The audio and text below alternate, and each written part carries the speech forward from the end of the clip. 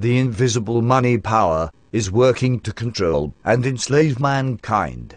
It financed communism, fascism, Marxism, Zionism, socialism.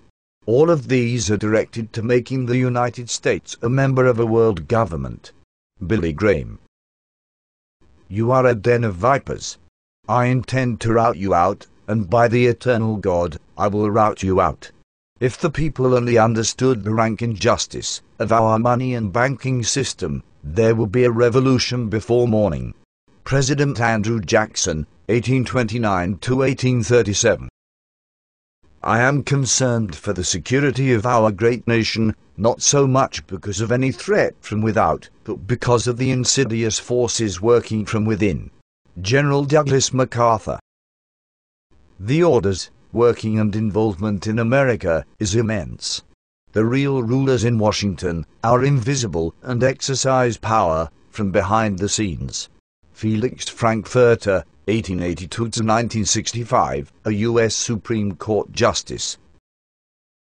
I believe that if the people of this nation fully understood what Congress has done to them over the last 49 years, they would move on Washington. They would not wait for an election. It adds up to a preconceived plan to destroy the economic and social independence of the United States. George W. Malone, U.S. Senator, Nevada. Speaking before Congress in 1957. The real menace of our republic is the invisible government, which like a giant octopus sprawls its slimy legs over our cities, states and nation. Mayor John F. Hylan of New York.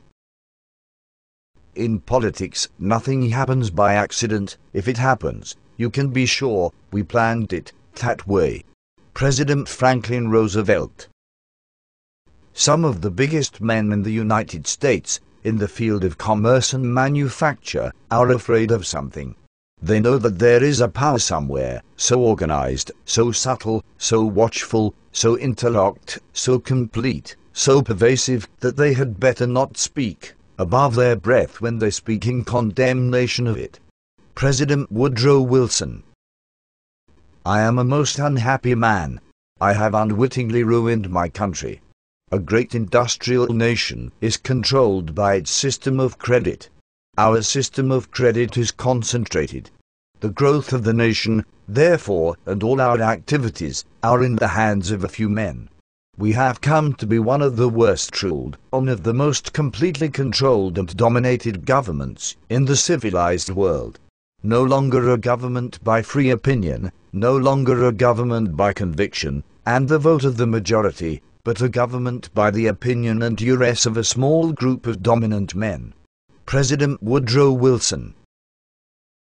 Single acts of tyranny may be ascribed to accidental opinion of the day, but a series of oppressions, begun at a distinguished period, and pursued unalterably through every change of administrations, plainly proves a deliberate systematic plan of reducing us to slavery.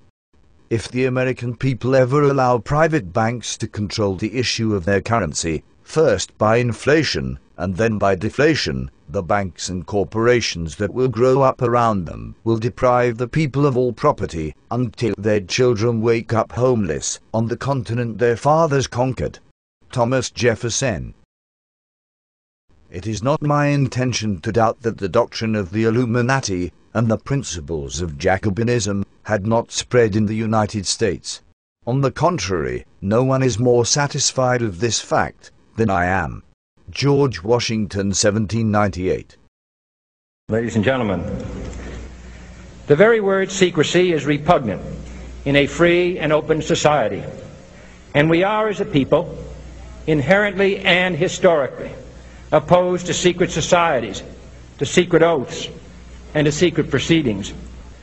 For we are opposed around the world by a monolithic and ruthless conspiracy that relies primarily on covert means for expanding its sphere of influence, on infiltration instead of invasion, on subversion instead of elections, on intimidation instead of free choice.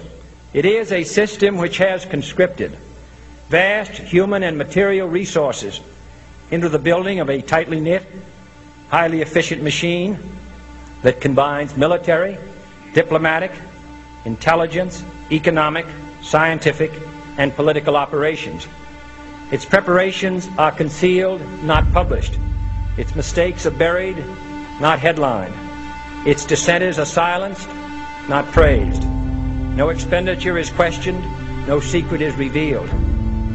That is why the Athenian lawmaker Solon decreed it a crime for any citizen to shrink from controversy. I am asking your help in the tremendous task of informing and alerting the American people, confident that with your help, man will be what he was born to be, free and independent.